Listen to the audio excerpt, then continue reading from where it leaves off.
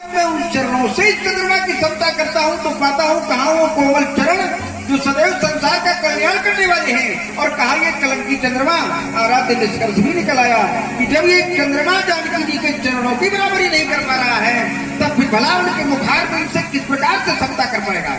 पर जब मैं आपके भाव पर अपने विचार रखने का प्रयास करता हूँ तो एक रचना के माध्यम से मैं बताना चाहता हूँ आपको।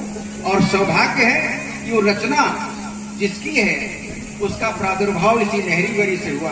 पंडित रूप राम त्रिपाठी जी के छोटे सुपुत्र प्रसून जी के नाम से जिन्होंने रचनाएं लिखी उनकी छोटी सी रचना है और बहुत अच्छी है, इसलिए मैं उसकी प्रस्तुति देना आवश्यक समझता हूँ।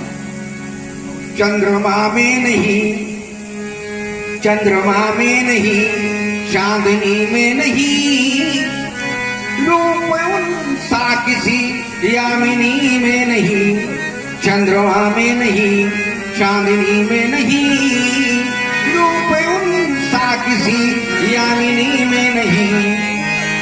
स्वर्ग में ऐसी दिव्यांगना कौन है, उनसी रसधार मंदाकिनी में नहीं।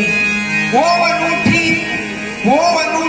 कलाकारिता रूप की, वो अनूठी कलाकारिता रूप की, तन में साड़ी सजी रेशमी धूप की। उनको पाकर धरा को भी अभिमान है, उनको पाकर धरा को भी अभिमान है।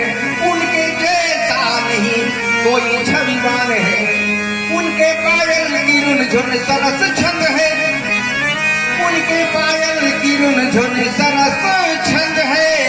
उनका हंसना ही फूलों का मकरंद है, उनके जैसी प्रभा दामिनी में नहीं, रूप सा किसी यामिनी में नहीं, चंद्रमा में नहीं, चांदनी में नहीं, रूप सा किसी यामिनी में नहीं। उनकी सुषमा से सौंदर्य भी खिल गया, उनकी सुषमा से सौंदर्य भी खिल गया।